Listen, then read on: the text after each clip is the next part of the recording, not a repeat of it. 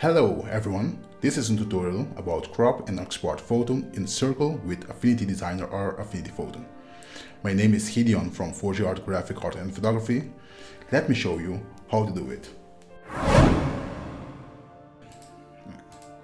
Right click and open. Right click and open in Affinity Designer. Then pick your ellipse tool. Hold Shift to make a perfect circle. Then with the circle, make it bigger, and then drag this layer of the photo and put it under the circle. And now right click and copy, and then go to File and New from Clipboard. And then go to File,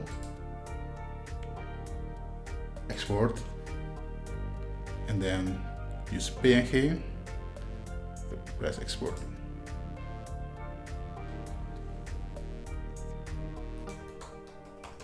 Circle crop.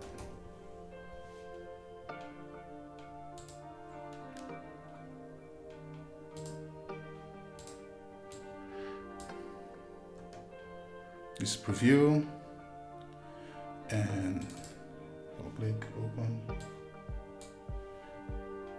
Yeah. Hey, thanks for watching.